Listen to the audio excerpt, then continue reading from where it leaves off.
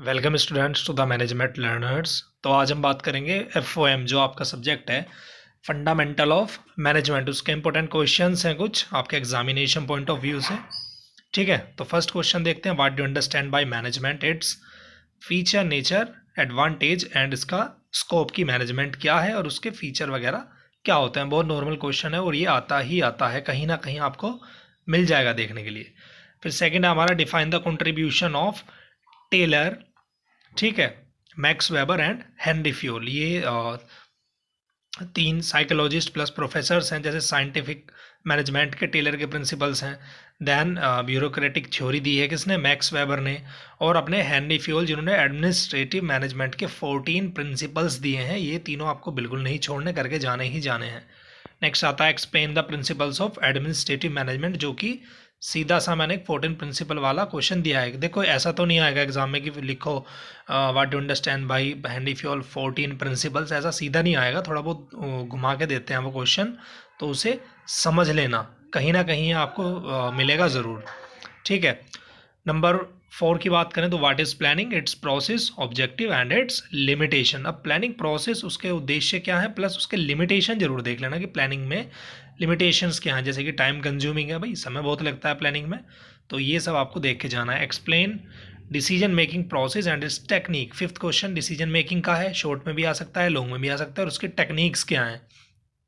Next है 6 what is organising and types of organisations. Organising क्या है, ये एथिक्स में भी पढ़ा है, ऑर्गेनाइजिंग क्या होता है, और ओबी में भी पढ़ा है। और उसके टाइप्स क्या हैं, किस किस प्रकार के हमारे ऑर्गेनाइजेशंस हो सकते हैं। देन ये मैंने डाला है शॉर्ट नोट्स के रिगार्डिंग डेलीगेशन ऑफ अथॉरिटी क्या चीज़ होती है। ये बड़े ध्यान से अच्छे से करके जाना, 7:30 में आ सकता है। देन अथॉरिटी एंड रेस्पॉन्सिबिलिटी, ये 14 प्रिंसिपल से ही निकला है। सेंट्रलाइजेशन एंड डिसेंट्रलाइजेशन भी है। और एक आता है आपका स्पैन ऑफ कंट्रोल, यानी कि एरिया ऑफ कंट्रोल। ठीक है, ये 3 नंबर में भी आ जाता है, तो बहुत अच्छे से करके जानी है सारी चीज़ें। देन 8th पे है डिफाइंड डायरेक्टिंग एंड उसके प्रिंसिपल्स, देन उसकी टेक्निक्स और कोऑर्डिनेशन। ठीक है, डायरेक्टिंग और कोऑर्डिनेशन की टेक्निक्स क्या है और उसके प्रिंसिपल्स वगैरह क्या है, ये भी देख लेना। अच्छा क्वेश्चन है what is leadership? Explain leadership style and qualities of a good leader.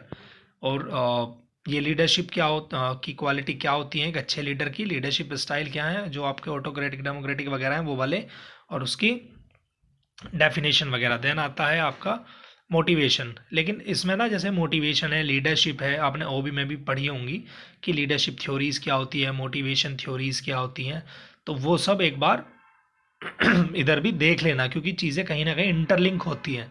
Motivation में आती है एक मास्लो नीड हायरार्की थ्योरी, बहुत अच्छा क्वेश्चन है, तो इसको भी, इसके फीचर वगैरह भी देख लेना। देन आता है आपका सुपरविजन और उसके इंपॉर्टेंस क्या है। ठीक है, डायरेक्टिंग, गाइडेंस, सुपरविजन, ये सब एक तरीके से एक स्ट्रेट फॉरवर्ड लाइन में चलती हैं चीज़ें। देन आता है next question what is communication and the barriers to communication and its process, यानी कि कम्युनिकेशन का प्रोसेस क्या है, किस तरीके से चलती है, और कम्युनिकेशन के बैरियर्स यानी कि क्या क्या दिक्कतें उसमें आती हैं।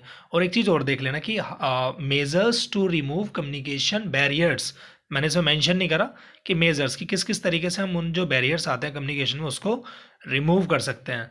द नेक्स्ट है एक्सप्लेन कंट्रोलिंग प्रोसेस एंड इस टेक्निक। कंट्रोलिंग का प्रोसेस बहुत इंपॉर्टेंट हो जाता है, क्योंकि ये लास्ट यूनिट इस पर आप ध्यान नहीं देते हो। और एक कंट्रोलिंग से ही क्वेश्चन है relationship between planning and controlling. ये भी बहुत अच्छा क्वेश्चन माना जाता है कि क्या रिलेशनशिप है प्लानिंग एंड कंट्रोलिंग के बीच। तो ये आपको पता ही होना चाहिए कि प्लानिंग थिंकिंग बिफोर डूइंग, और कंट्रोलिंग क्या होती है कि जो हमने सोचा था वैसा कुछ हुआ या नहीं हुआ, हमारे उसी हिसाब से चीज़ें चली या नहीं चली, द एक्चुअल रिजल्ट हमारी प्लानिंग के हिसाब से आया या नहीं आ पाया। तो वो चीज़ें इस क्वेश्चन में बहुत अच्छे से नोट डाउन करके जानी है, अपना पढ़ के जाना।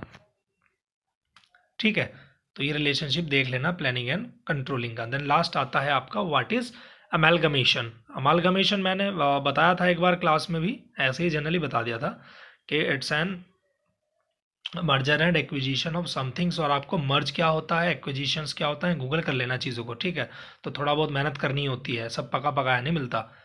तो ये क्वेश्चन कुछ नहीं छोड़ना, बेसिकली आपके 5 यूनिट कवर हैं इसमें, और बाकी जो आपकी थ्योरीज हैं वो अच्छे से करके जानी है। ठीक है।